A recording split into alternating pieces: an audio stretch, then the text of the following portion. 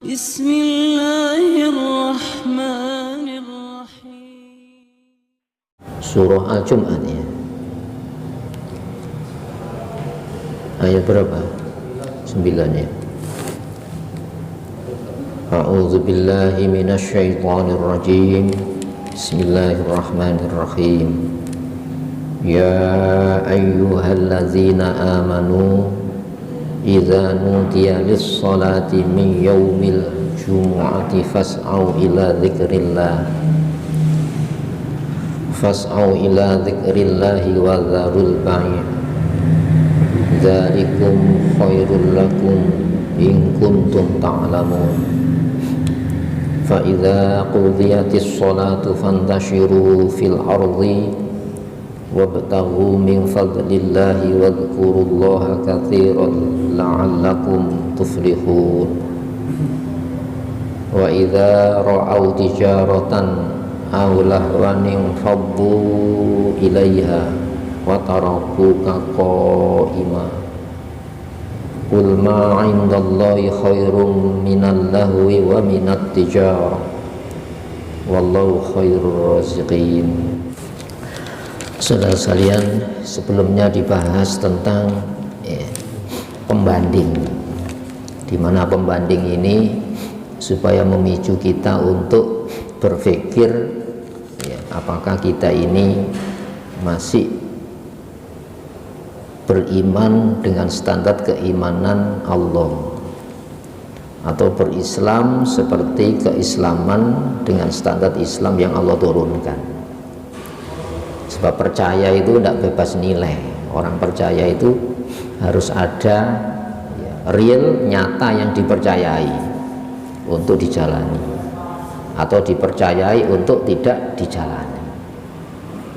Yang dijalankan itu namanya undang-undang. Nah, kemudian Islam, ini ada tolok ukur Islam, penyerahan, kepasrahan. Biasanya orang itu akan pasrah, ya, apa yang dipandang berhasil untuk dijalani atau gagal kalau dijalani. Maka tolok ukurnya yaitu hukum Islam itu, larangan Allah, itu standarisasi supaya kita tidak menjalankan undang-undangnya. Perintah pun demikian, itu standar untuk menjalani sebagai standar kepatuhan supaya kita lewat perintah itu meraih keberhasilan. Jadi tidak bisa orang percaya itu sekedar menjalani dengan spekulasi seperti harapan. Tidak bisa orang berharap tanpa standar yang dipegangi. Mari kita berharap selamat dengan larangan Allah yang kita jauhi. Mari kita berharap selamat dengan perintah Allah yang dijalani, undang-undangnya dijalankan. Maka sebelumnya dibahas tentang apa? Orang-orang yang mendua saat datangnya Islam sebagai estafet Islam akhir zaman. Yang ini ada pemimpin yang dipercaya untuk pengikutnya ini bergabung pada sistem kepatuhan, sistem keimanan Al-Quran. Ini diambil perjanjian kan. Kalau Rasul akhir zaman datang, pengikut Taurat, pengikut Injil, ya harus membimbing pengikutnya mengikuti standar Islam akhir zaman. Gitu ya. Nah, orang-orang yang tidak mengikuti itu, sementara dia tahu dan punya tanggung jawab membawa gerbong Muslim ini untuk mengikuti Islam, itu disebut apa? Orang-orang munafik. Kenapa? Dia hidup di komunitas Muslim dengan menampakkan keislaman lahir, sementara batinnya ini menentang Islam. Di mana menduanya? Temporal. Imannya itu temporal, menunggu-nunggu. Nah, kalau dengan standar iman Islam yang Rasulullah bawa, masih menjamin keberlangsungan hidup di wilayah hukum Islam, ya dia menampakkan keislaman.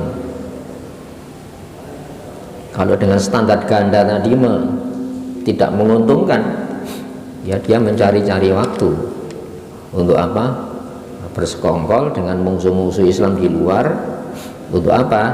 Mengalahkan kekuatan Islam di Madinah. Maka sudah dibahas pada surat sebelumnya. Jadi mathalul ladzina humilut Taurah, ya, perumpamaan orang-orang yang dipikulkan di pundak mereka itu, ya, beban menyampaikan Taurat. Kenapa disebut beban? Karena mengungkapkannya itu sulit, ya, mengungkapkannya sulit. Kalau saya sampaikan, ya, para pengikutnya berkurang, ya. Tapi kalau tidak disampaikan, ini yang wajib disampaikan karena diambil perjanjian. Jadi perumpamaan orang-orang yang dipikulkan berat untuk menyampaikan Taurat. Apa itu? Ini loh Rasulullah Muhammad, sifat-sifatnya. Taurat ini bukan penutup, Al-Quran itu penutup, Injil itu bukan penutup, Al-Quran itu penutup penjelasan Islam. Kan berat. Konsekuensinya apa? Dia akan menggabungkan kepada Rasulullah Muhammad, ya.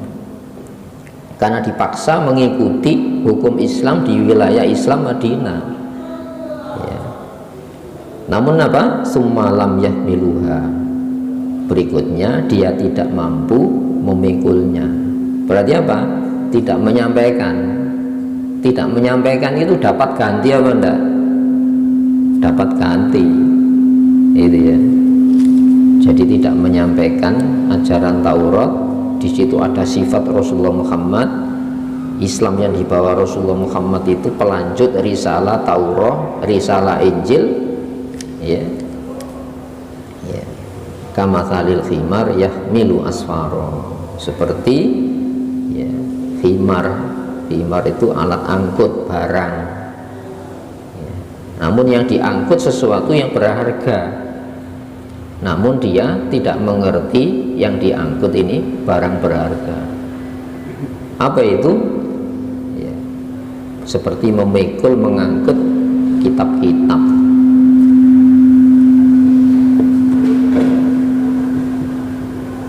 Jadi seperti mengangkut informasi ilmu, ya.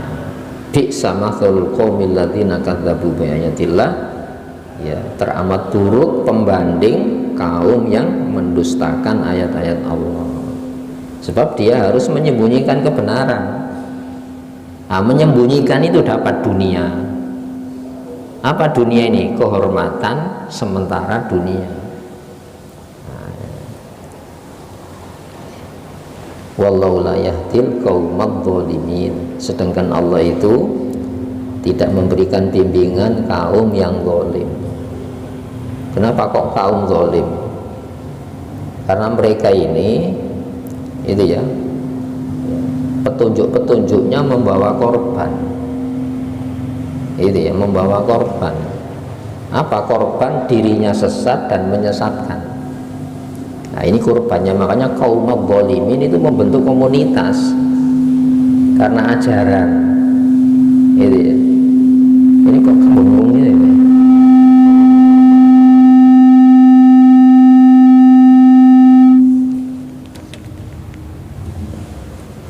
Kembali kepada ini. Nah, di sini hadirin rahimakumullah, ayat 9, ya, ini untuk orang beriman. Dulu sholat jamaah itu ujian. Jadi sholat jamaah itu digunakan oleh Nabi untuk penggalangan loyalitas, kepedulian Muslim kepada jamaah. Itu, ya. Karena orang munafik waktu itu berupaya dengan perdagangan yang dikuasai untuk menarik, ya, antusiasme muslim menghadiri sholat-sholat jamaah, terutama Jumat, karena di dalam Jumat itu ada taklim, pesan-pesan negara. Jadi yang khutbah itu Rasulullah untuk menyampaikan Islam itu gini, terutama awal berdirinya negara Madinah. Muslim itu harus gini, Muslim itu harus peduli kepada Islam dan kaum muslimin. Muslim tidak boleh ini gitu ya. Saat-saat tertentu Rasulullah itu menunda sholat Isya sampai tengah malam untuk menguji ya kesigapan kaum muslimin dalam kondisi-kondisi darurat perang hadir ke masjid. Makanya afdhalus sholat itu ada asbabul wurud hadis itu ya. Sholat yang paling berat alal munafiqin, atas munafik itu sholatul isya, sholat isya, karena harus ditunda malam hari. Itu ya, dari kondisi-kondisi tertentu Nabi itu menggunakan kehadiran ke masjid itu sebagai tolak ukur menilai loyalitas, kepedulian, kewaspadaan warga untuk apa? Menjaga negara, bela negara. Itu ya. Wasubhi yang paling berat itu menghadiri sholat jamaah subuh. Kenapa? Orang muslim itu azan pertama itu sudah datang. Kenapa? Waktu itu waspada, negara dalam kondisi darurat perang. Nah itu ya, ada tentara yang dipiring ke perbatasan, tapi harus ada siaga warga dalam negara. Itu nuansa ayatnya itu gitu ya. Maka ya ayyuhalladzina amanu, hai orang-orang yang sudah percaya, ya, idza nudiya, saat dipanggil, diseru lis sholat, untuk melaksanakan sholat, miyaumil jumu'ati, ya, bagian hari Jumat, min ba'du, sebagian hari Jumat. Panggilan sholat kan bukan Jumat toh, tapi Jumat ini beda. Kenapa? Ada khutbah, ada wawasan yang disampaikan oleh Rasulullah selaku kepala negara, bagaimana muslim itu mensikapi Madinah yang baru berdiri, ya. Maka fas'au ila dzikrillah, bersegeralah kamu, cepat-cepat. Makanya disebut sa'i itu berjalan, ya, setengah lari. Itu menunjukkan apa? Sudah siaga, sigap. Ya, makanya ada zaman Sayyidina Utsman ada dua azan. Kenapa? Mulai sudah ini nih, muslim sudah apa ya? Disibukkan kegiatan pasar. Persiapan ini azan pertama ini.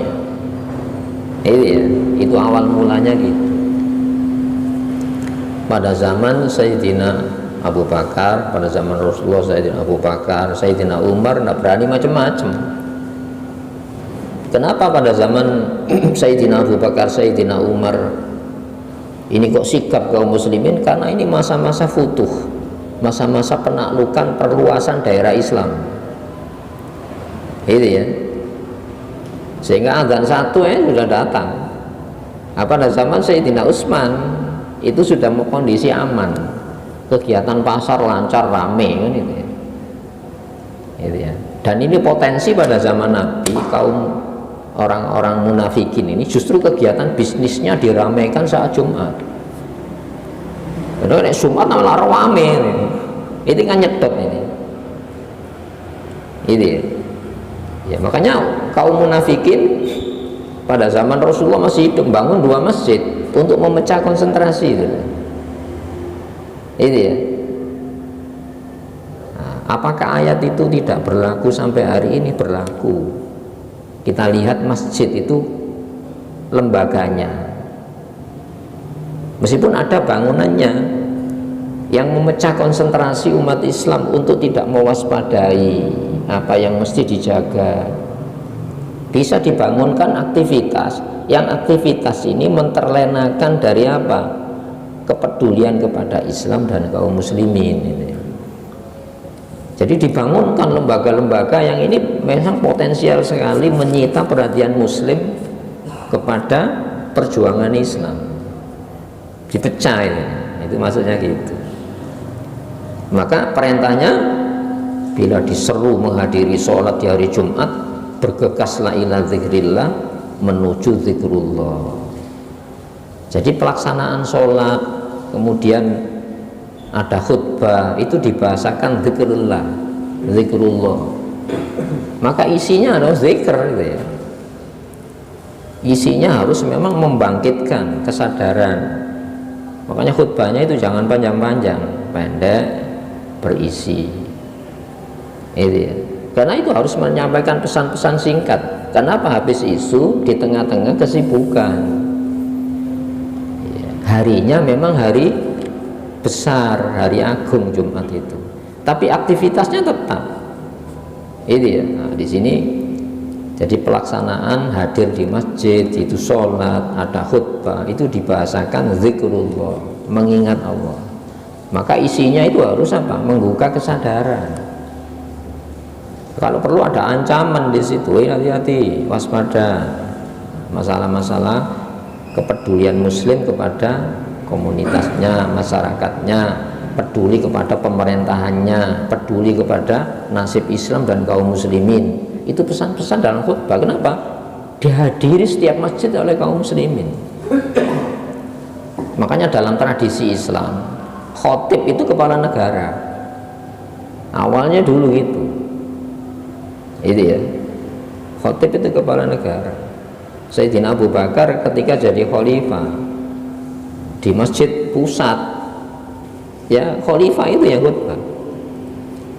Sayyidina Muawiyah ketika jadi khalifah, rambutnya cepat beruban. Apa? Harus nyiapkan khutbah tiap minggu, tiap Jumat harus nyiapkan khutbah. Kenapa? Itu harus menyampaikan pesan-pesan kenegaraan. Itu pertemuan resmi kaum muslimin Jumat. Jadi kalau wali kota, ya wali kota wajib Jumat, wajib di masjid kota. Itu ya, itu awalnya gitu. Kenapa? Isi khutbah itu zikrullah, mengingatkan Allah kaum muslimin.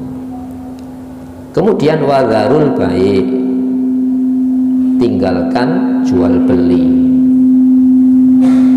Jadi jual belinya tinggalkan, kegiatan pasar tinggalkan. Itu ya. Nah, ini kan tidak ditiadakan. Ya, sektor ekonomi terus berlangsung. Tapi menghadiri masjid itu harus tetap berlangsung. Ini menunjukkan apa? Ketahanan ekonomi itu penting, tapi ketahanan jiwa itu lewat sholat berjamaah, terutama Jumatan. Itu sama-sama ketahanan itu. Nah, di sini hadirin rahimakumullah. Jadi sholat itu bukan hal biasa, terutama sholat Jumat. Zalikum, demikian kamu, orang beriman, khairul lakum, jauh lebih baik buat kamu. Dalam masalah apa? Untuk membangun soliditas, kekompakan ya kaum muslimin untuk bela negara. Konteksnya itu waktu itu. Ya, in kuntum ta'lamun, kalau kamu mengelmui hal ini. Jadi harus diilmui, soft sholat. Itu juga di militernya, soft sholat itu ajaran militer. Sayyidina Umar itu pakai pedang itu kalau meluruskan, takut kena bujuke pedang lah sikile. Itu panglima perang itu ya. Itu apalagi Jumatan. Nah ini ya, jadi mari kita ilmui bahwa ajaran Islam termasuk kehadiran muslim di masjid terutama Jumat itu membangun solidnya, kompaknya kaum muslimin untuk berjamaah. Ya. Karena dua sisi penguat tadi, maka kegiatan ekonomi jual beli fa idza qudiyatis shalat, bila diselesaikan sholat apa? Fantasiru, ya bubarlah kamu, ya, ya fil ardi, di muka bumi, bertebarlah kamu di muka bumi ini, tidak dilarang. Jadi ada alokasi waktu yang menyita untuk kekuatan jiwa, dan ada waktu yang muslim harus disita untuk kekuatan ketahanan ekonominya. Dua ini, gitu ya, Masya Allah. Jadi harus difasilitasi karyawan itu Jumat, jangan nuntut baru difasilitasi. Nah, makanya kalau di negara-negara komunis, apapun simbol-simbol Islam ini tidak boleh. Kenapa? Ini bisa mengikat hati. Coba di negara-negara yang muslim hidup di bawah rezim komunis, azan tidak boleh, identitas Islam tidak boleh, pakai jenggot ini tidak boleh, sholat tidak boleh, pakai busana yang mencerminkan nutup aurat tidak boleh, azan ada izin. Itu menunjukkan apa? Mereka lebih paham Islam. Kenapa? Simbol-simbol ini yang akan menyatukan kita. Makanya sekarang politik identitas kan dilarang. Itu ya. Padahal mereka juga membangun identitas sendiri. Muslim, pemimpin muslim harus nutup aurat. Oh, tidak boleh, tidak digunakan. Padahal tidak menutup aurat itu identitas mereka kan. Itu bodoh, tidak ada orang tidak menampakkan sebuah tanda di dalam beraktivitas politik maupun sosial, pendidikannya, ekonominya, ya gitu.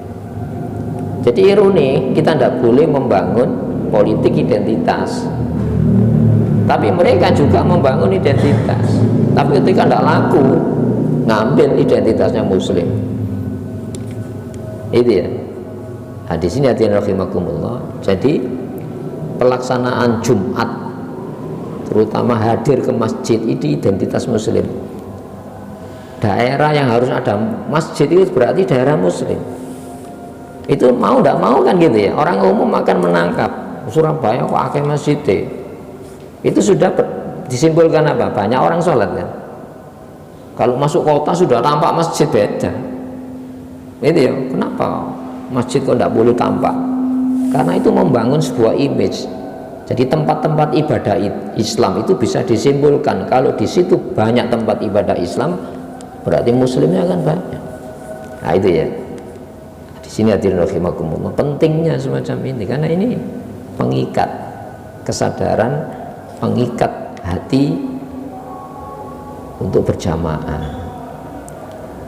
Wabtahu, carilah dengan serius min fadlillah, jenis-jenis karunia Allah. Di dalam masjid ada karunia Allah yang tidak bisa digapai di pasar. Di pasar ada karunia Allah, keutamaan yang Allah beri yang tidak diberikan di masjid. Ini menunjukkan apa? Antara kegiatan pasar dan masjid itu satu paket. Agama seperti ini tidak ono. Jadi kegiatan pasar itu terkait dengan kegiatan di masjid. Maka sosialisasi ajaran Islam yang disampaikan khotib tadi itu di masjid, di pasar prakteknya. Ada agama semacam ini? Tidak ada, ini hanya Islam. Ya. Maka diingatkan lagi, wadhkurullaha katsiran, ingatlah Allah sebanyak-banyaknya. Di mana? Nah, sekarang saya bertanya, mengingat Allah sebanyak-banyaknya di luar masjid apa dalam masjid? Di luar masjid, katsiran. Mengingat itu ingat aturannya, itu loh, jangan ya, aturannya jangan. Nah, itu ya. Ini lakukan aturannya. Katsiran itu mengingat. Apa yang diingat? Aturan pesan-pesannya. La'allakum, dengan harapan supaya kamu tuflihun. Diterjemahkan falah itu beruntung. Falah itu bahagia. Orang bahagia itu orang yang mendapatkan apa yang diingini, terhindar dari yang tidak disukai, itu falah. Makanya hayya 'alal falah, hayya 'alas sholat. Karena sholat itu sudah falah ya. Dikasih petunjuk yang dengan petunjuk itu kamu menang. Itu ya, makanya ayat ya. Wasta'inu bis-sabri was-shalah. Ya, mintalah tolong dengan sikap sabar. Sabar apa? Menjaga sholat tadi. Ya. mengantisipasi supaya sholat tidak runtuh itu jauh lebih berat daripada sholatnya. Mempertahankan sebab itu jauh lebih berat daripada akibatnya. Kebanyakan kan kita mewaspadai akibat tapi tidak mewaspadai sebab, itu ya. Ini loh. Nah, makanya la'allakum tuflihun, agar kamu bahagia. Nah, ini rekaman siapa? Orang-orang yang terpengaruh propaganda orang-orang munafik, di mana kegiatan ekonomi itu sudah melupakan kaum muslimin dari kehadiran ke masjid. Nah, itu ya. Saya bertanya, mana yang menang? Batil difasilitasi, ini hak tidak difasilitasi, menang mana? Ya menang batil, alam kayak. Itu ya. Seolah-olah nyiram, tapi nyiram dengan bensin. Loh, saya siram. Loh iya, airnya ada bensinnya. Nah, hadirin rahimakumullah, kegiatan yang bersifat sosial ekonomi tidak mungkin itu bisa seimbang difasilitasi kecuali oleh negara. Itu ya, karena negara itu punya wewenang. Jangan riba, tidak bisa. Yang muni tidak riba di masjid, tapi praktek supaya tidak riba itu di pasar. Siapa yang bisa mengawal ini? Ya pemerintah. Itu hukuma, mau disebut hukuma, pemerintah itu hukuma, bahasa Arabnya hukuma. Hukuma ya, dari kata hukum. Fu'ula, hukuma. Kenapa? Dia yang berwenang menegakkan standar hukum di luar masjid. Wa idza ra'au mereka, dan di saat mereka melihat apa? Terpengaruh kan. Dunia ini jangankan disodori, diketokno malah sudah tertarik. Yang namanya zina itu perhiasan itu tidak usah dikasih, diketokno menyita perhatian. Makanya kegiatan yang menyita perhatian saat Jumat itu harus di stop dulu. Itu ya. Pendidikan pun demikian. Pendidikan itu jangan dikasih pilihan siswa ini. Boleh kamu tulin, boleh belajar. Lu kok boleh? Jangan tulin. Jangan bermain dan di stop alat-alat permainnya. Kenapa? Saat ini belajar. Hukum itu gitu, tidak bisa hukum diserahkan. Boleh pilih, loh, hukum kok pilih? Pilihan Allah, larangan itu pilihan Allah. Tidak boleh, kamu boleh milih larangan Allah. Ya milih perintah ditinggalkan kan gitu kan. Namanya hakama itu menahan. Hakama yahkum itu menahan. Supaya dengan hukum itu kita tertahan. Dari apa? Sakar PDW.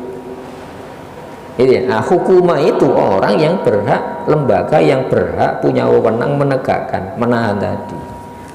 Makanya hukuma itu bahasa Arabnya, hukuma itu pemerintah. Ya. Dan apabila mereka melihat tijaratan, perniagaan. Kenapa? Waktu itu masih berkecamuk. Jangan dikira pada zaman Nabi hidup itu orang munafik tidak punya kegiatan, punya kegiatan.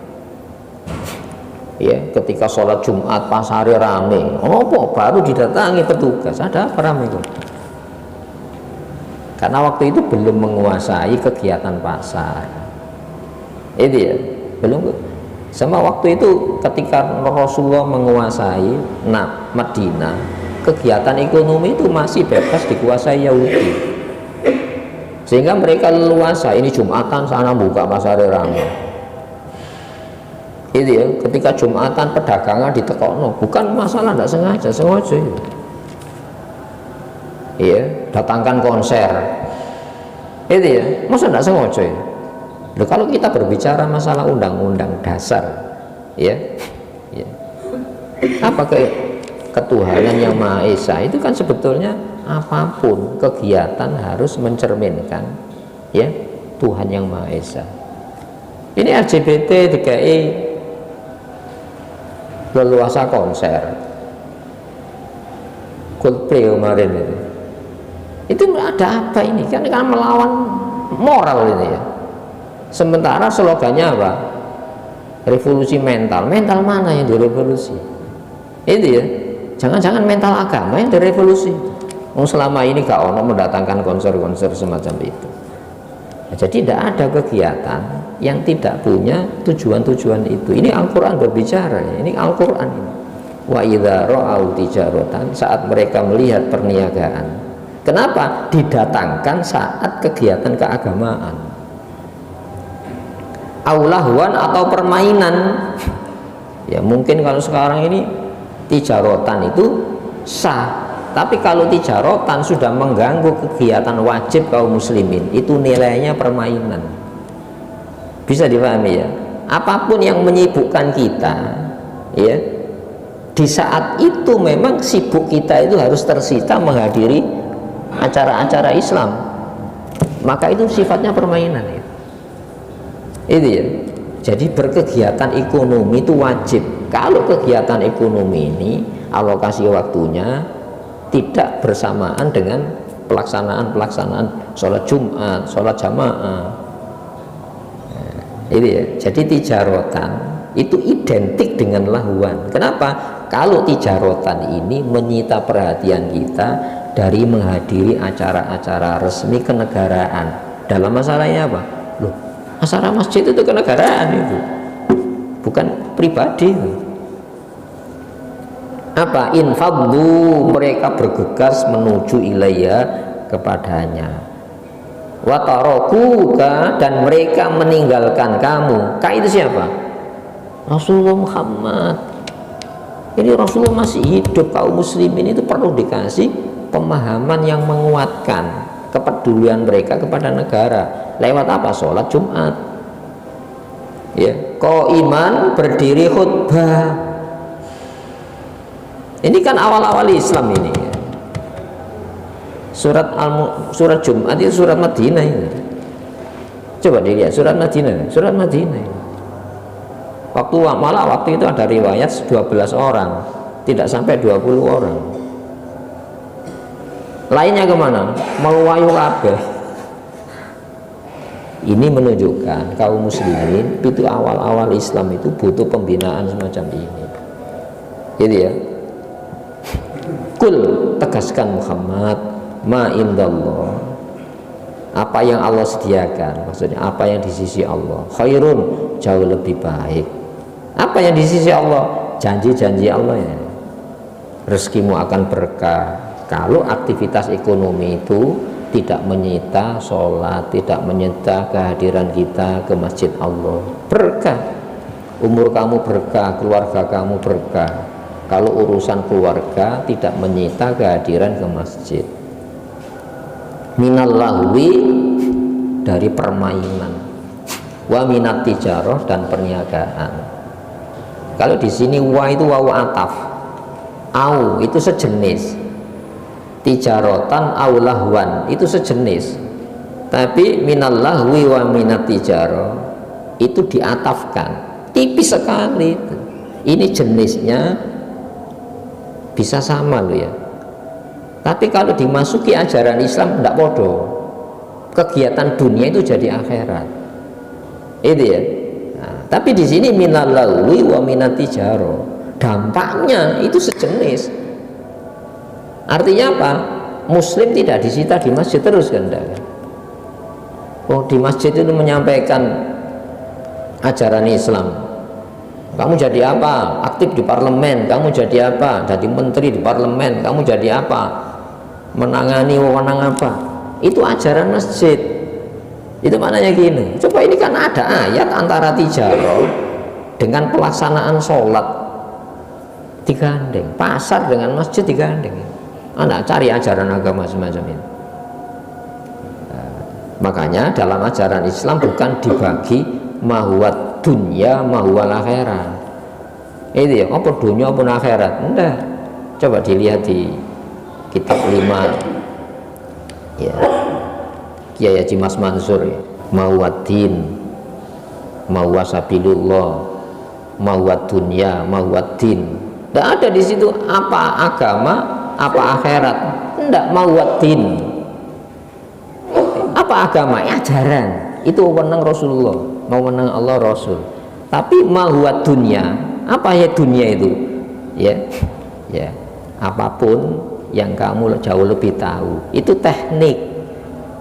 Ya, teknik berdagang, teknik membangun relasi. Tapi ajarannya kan Islam, ajaran itu Allah. Tapi kalau apa agama, apa dunia, itu sekuler.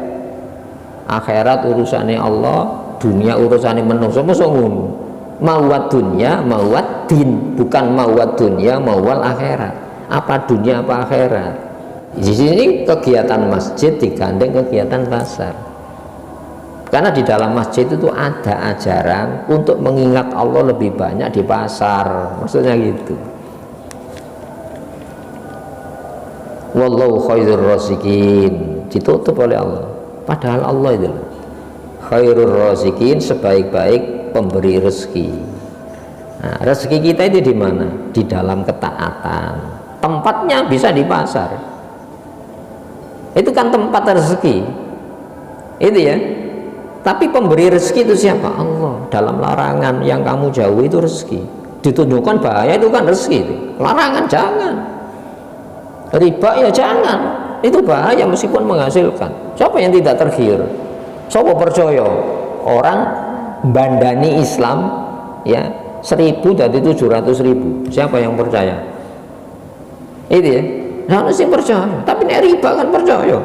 1.000 dari 700.000 percaya. Nominalnya kan. Tapi yang namanya rezeki itu ya yang menenangkan.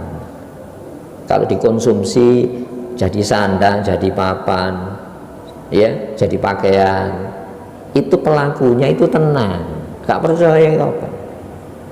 Coba pedagang-pedagang besar yang pakai cara riba yang paling kalut hidupnya, itu di pengakuan mereka sendiri. Kalau saat yang sama bank itu nagih entek kabeh. Di saat yang sama bank itu nagih, asetnya habis, miliaran habis. Ngono itu pengakuan itu orang-orang kaya. Sekarang yang mencuri itu orang mana? Melarat apa orang kaya? Kalau kita mengukur kekayaan milik yang real ketok, SHM-nya berapa, luas tanahnya berapa hektar, gedungnya berapa unit, depositonya berapa, ya kaya. Tapi mereka orang yang paling tidak tenang. Itu ya, Masya Allah. Khairur raziqin itu Allah. Kenapa sebaik-baik pemberi rezeki? Karena siapapun itu yang gerakkan hatinya itu Allah. Itu ya, yang gerakkan hati itu Allah. Yang menahan hati itu Allah. Itu ya. Hadirin rahimakumullah, ini rekaman awal Islam dan ini bisa kita gunakan tolak ukur menilai masyarakat Islam antara kepedulian yang menyita dari kehadiran di masjid, kemudian orang kepeduliannya sama, kegiatan pasar terus, ketahanan ekonomi terus, tapi ketahanan jiwa itu di masjid, kehadiran kita di masjid. Ini ya, kita lanjutkan surat Munafikun. Idza ja'akal munafikun, saat orang-orang munafik itu mendatangi engkau. Untuk apa? Konteks waktu itu Nabi kepala negara. Itu ya. Nabi itu kepala negara. Nabi itu imam sholat, Nabi itu imam tentara, kepala negara, panglima tertinggi angkatan perang itu Nabi. Kenapa orang-orang munafik mendatangi? Dalam kapasitasnya Nabi itu kepala negara. Qalu, mereka menegaskan, nashhadu, kami bersaksi, innaka la rasulullah, sesungguhnya engkau benar-benar utusan Allah. Apa pengakuan itu? Untuk mendapatkan fasilitas dari negara supaya mereka itu diakui hak warga negaranya seperti warga negara muslim. Saya muslim Muhammad, ya jangan dikasih upeti, kasihlah zakat, karena persentase zakat akan lebih kecil, sementara dia harus menyelamatkan aset-aset yang dimiliki. Jadi Rasulullah pada awal Madinah itu negara belum punya devisa apapun. Itu ya. Nah, orang-orang munafik itu sudah menguasai praktek pasar, praktek perdagangan, impor ekspor, itu kaum munafik. Nah, supaya tidak terkena jizyah itu pungutan kompensasi hidup di wilayah Islam, pungutannya lebih besar. Itu ya. Maka mereka masuk Islam dalam rangka itu nuansa ayatnya itu. Nah, ayat di atas itu Muslim jangan terpengaruh kegiatan mereka ini. Wallahu, sedangkan Allah ya'lamu, senantiasa tahu, tanpa jeda tidak tahu. Innaka, sesungguhnya engkau Muhammad, la rasuluhu, benar-benar utusannya. Artinya apa? Kamu jangan mengikuti, jangan mengejar pengakuan mereka. Jadi Rasulullah itu diberitahu oleh Allah, tapi ketika menindak tidak punya alasan hukum. Ada Rasulullah menghukum orang munafik? Tidak ono dalam catatan negara Muslim kok. Nah, kalau Rasulullah menghukum, ini bergejolak orang Muslim ini. Kenapa lo Rasulullah kok menghukum warga Muslim? Itu ya, kan tidak etis secara politik ya. Sementara Rasulullah itu dibebani menjaga solidnya warga Muslim. Jangan dikira ini awal di Madinah itu serangan-serangan dari dunia luar itu tertuju ke Madinah. Ini kondisi-kondisi darurat perang terus. Makanya Rasulullah itu sampai akhir hayat kurang seminggu, ada yang mengatakan kurang 3 hari, itu masih pesen jahidu Syaisal Usama.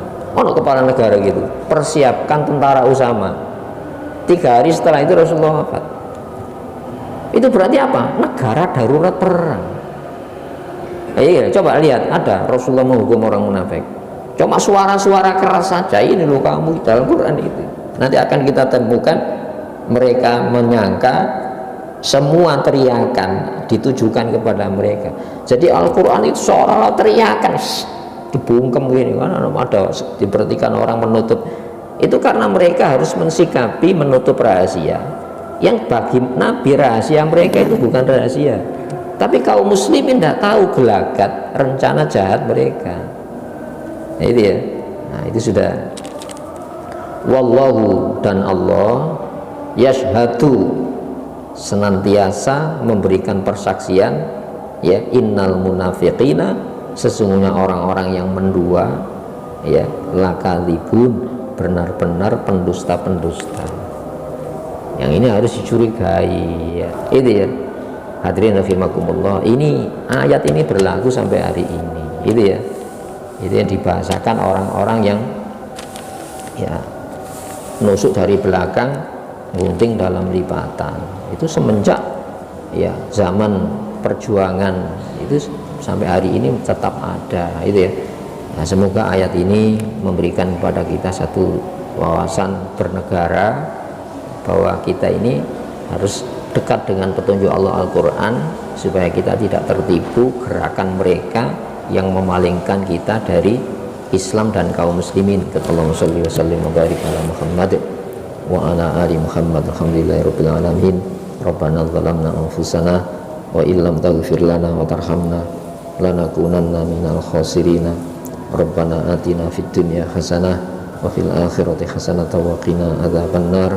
Subhana rabbika rabbil izzati amma yasifun, salamun alal mursalin, alhamdulillahirabbil alamin. Assalamualaikum warahmatullahi wabarakatuh.